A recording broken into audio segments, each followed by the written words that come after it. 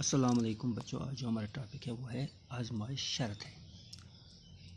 چلو یہ پڑھتے ہیں، آپ غور سے سنیے پھر اس کی تشریح کریں گے۔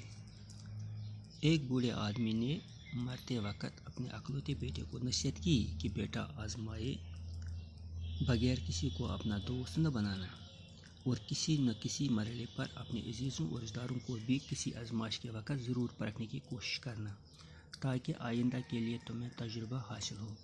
کچھ دنوں بعد بوڑھا مر گیا اور بیٹے نے اب باپ کو یہ باتوں کو آزمانے کے لیے اپنی بیوی اور اپنے قریبی دوست کی آزمائش کا تہیہ کر لیا۔ اس کا دوست بہت ہی چالاک تھا، وہ مقامی حاکم کے لیے مخبری جاسوسی کا کام کرتا تھا۔ وہ اس نوجوان کے گھر بھی آیا جایا کرتا تھا اور اس کی بیوی کو بابی کہہ کر پکارتا تھا۔ ایک روز نوجوان کسی کام سے شہر چلا گیا اور واپسی پر کسائی کی دکان سے سری پائی خرید کر لایا۔ اس نے سوچا کہ اپنے مرحوم باپ کی نصیحتوں کو پرکھنے کے لیے یہ ایک اچھا طریقہ ہے۔ چنانچہ ایک تھیلی میں سری پائی لے کر جب وہ گاؤں واپس پہنچا تو خاصی رات ڈل چکی تھی۔ اس نے اندھیرے میں گھبرائی ہوئی آواز میں اپنی بیوی سے کہا کہ وہ گھر میں روشنی نہ کرے اور ایک کدال لے کر چپ چاپ آنگن میں ایک گڑھا کھودنے لگا۔ بیوی کو حیرت کے خوف اور دہشت میں تبدیل کرتے ہوئے اس نے کہا کہ میں نے اپنے ایک پرانے دشمن کو قتل کر دیا ہے اور اس کی کھوپڑی کا انتقام اپنے آنگن میں دفن کرنا چاہتا ہوں۔